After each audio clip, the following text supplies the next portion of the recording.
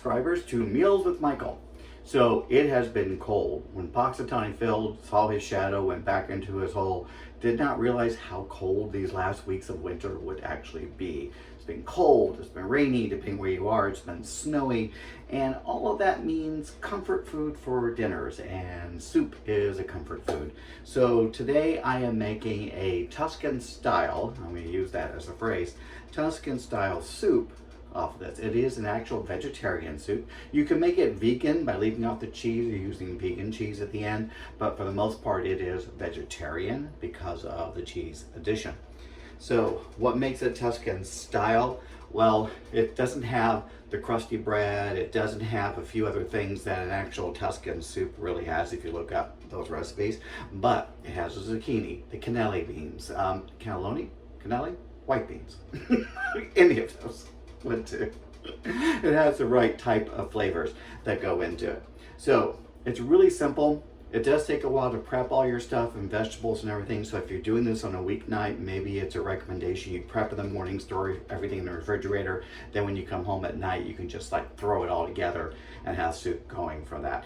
Because it took me about an hour to get everything prepped. You might be faster. So we are putting into our generous pot. This is the most generous pot that I have, so you may have a more generous pot. Put a couple of tablespoons of oil, and in that I've done 3 large carrots that's diced up, sliced and diced, 2 large zucchinis cut off, chopped off the end, quartered them, quartered again, so 8s, and chopped them down. 2 to 3 stalks of celery that you've diced out here, and I kept the leaves off the celeries as well as an herb to add to the end here. And you can do either a medium onion, or in my case I did a very large shallot that I just sliced and diced. Because again, I find shallot flavoring a little bit better than onion. It's not quite as strong, and they're so much simpler to dice up. So we're just going to stir that together real quick. Get that mixed in with my little bit of oil that I have in here. As you can hear, it is going. And you're also going to add, at this point, your herbs, because you want them to actually be part of this. So for the herbs, I have about 2 tablespoons of thyme leaves. I've taken also roughly the same amount of sage and chopped it up. And I did those celery leaves from those stalks. I just did a chiffonade off of those. So that is what's going in here. A little bit of salt to get the vegetables sweating a little bit. A little bit of black pepper. And about 2 tablespoons of minced garlic. You can adjust these depending upon your personal profile flavor that you like. We get all that going, sweating this down. Thinking of Richard Simmons sweating to the oldies. Now we're sweating to the soup. We're sweating to the Tuscan soup. Getting it mixed in. It's going to be about 3 minutes of time. So you could make this a non-vegetarian soup by using chicken stock and adding in maybe some shredded chicken at the end to make a little more protein to it. You can make it more like a minestrone, and you can add in some pasta if you want. I had bought some pasta for this because I thought about doing that. But at the end here, I'm just going to keep it the way I originally thought about it, which is just a vegetable soup style of things. And this goes out as shout out to my former sister-in-law who went vegetarian many years ago, and my mother who went on a plant-based protein diet a few years ago as well. Just to make sure that Meals with Michael has things for everybody. We are diverse that way. We are able to get things going. All right. So this, we're getting nice and sweated down. So now we add in 2 cans of diced tomatoes, juice and all. Because you're going to need that liquid.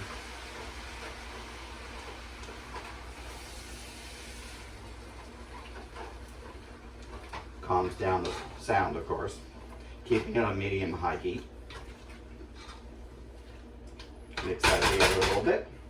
And then depending upon your pot, of course, and how much moisture you need, you're going to go anywhere from 6 to 8 cups of broth. And again, you could do chicken stock, but I'm using vegetable for this.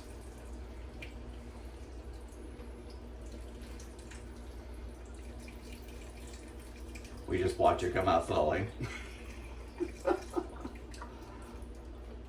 Probably a faster way to get it out, but might be root sending, so we're not going to do that. So I'm going to start with my 4 cups and see what that does, because there's other things you're going to add into this. The cannellini beans, the spinach as well go into this.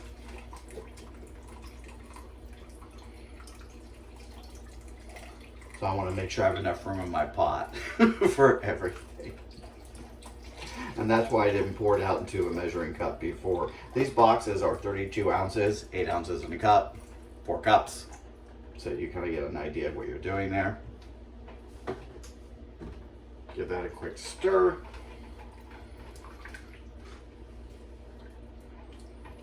Now, because I'm going to be adding spinach and beans to this and I want to have a little more liquid, I'm going to do about half of this. I'm going to do 6 cups in all. You can vary it based upon your own pot size, your flavors, what you're looking at and everything. The great thing about soup, it's not an exact science. You're actually just putting things together that seem to go well together, seasoning it out, flavoring it, etc.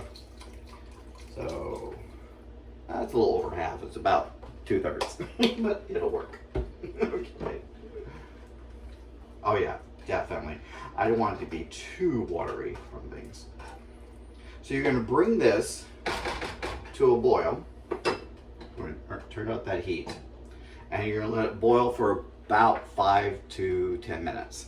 And then you're going to add in the rest of your ingredients. So we're going to bring this up to a boil, and then we'll see each other when we're getting ready back to add the ingredients. See you in a little bit. Okay, we're back, subscribers. So this went to a boil and I brought it down simmered. So very much like Chef Anne Burrell, BTB, RTS, bring to boil, reduce to simmer.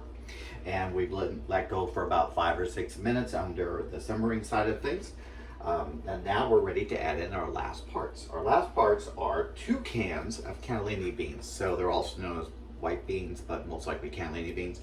Of the 2 cans, one of them I took and I mashed with my potato masher because that's going to give some more depth and texture to this other than just beans floating in here. So it's actually more of a paste that's going in. And I mashed them right in this, as you might be able to tell. You can always do it in a small bowl off to the side. But I want to take an extra thing I had to wash. There's a lot of other stuff I'm going to have to wash after this. So we mix that in.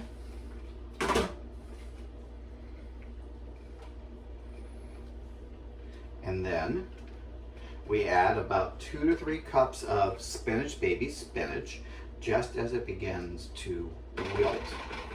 So, but before I add in my spinach, I want to do a quick taste test, see if I need to add any other seasonings at this point.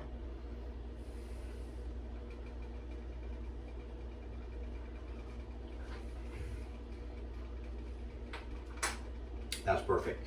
Just enough salt, pepper. I can taste the thyme. I can taste the sage. You don't really taste the celery leaves. They just add a little bit of extra brightness to things, so it's not a specific taste because celery is a light taste. So again, washed, ready to go. Baby spinach. We'll just start to put that in, and immediately with the heat of the liquid, it starts to wilt.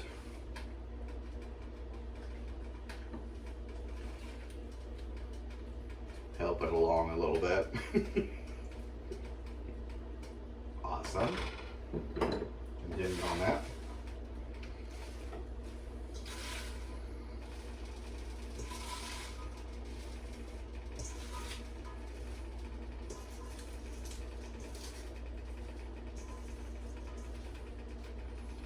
Couple more leaves because groceries are expensive. Nothing goes to waste.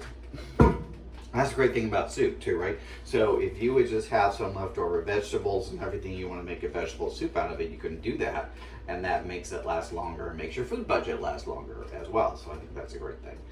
So we're just heating this down so they start to wilt. It's a thing of beauty. There's a stir so we can incorporate everything.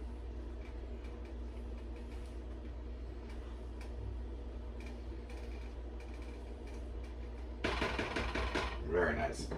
Okay, so I didn't bring my taste testing bowl out, so excuse me. We do that. And I need soup ladle. These are great things to get if you don't have them. An actual ladle for soup. Ooh, doesn't that look good? Bring that a little bit closer for you so you can see where we have our nice pieces of vegetable, because you want to be able to see them. You don't want it disintegrating by any means. We have our spinach, we have our broth. I'm just going to ladle out a little bit for that. And then of course the topper, you can omit this or go with a vegan cheese if you want. It is a grated parmesan. You can take the time to grate your own parmesan if you want, but this was a more quick type of a thing, so I just didn't do that. So let's do a quick taste.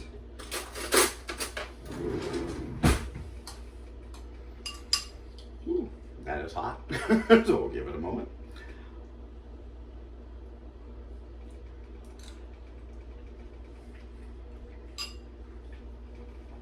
Perfect. Once again, you've got the flavors of the thyme, you have the flavors of the sage, you've got a little bit of pepper and salt in there, but you've got the tomatoes, the zucchini, the carrot, the celery, the onion. It's all good stuff together, and of course the cannellini beans and the spinach at the end. So this was a very simple, easy to do weeknight meal of a Tuscan style soup. Again, I recommend if you're short on time the evening when you get home, that you take some time in the morning before you go and you prep out your vegetables, put them in airtight containers in your refrigerator, and then when you come home you can just assemble like we did here, and you can have dinner on the table in 20 minutes, 25 minutes.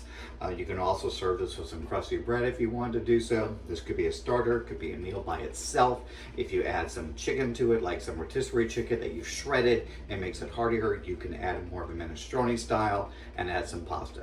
So this was Meals with Michael. Be sure to subscribe, tell your friends, and we will see you next time.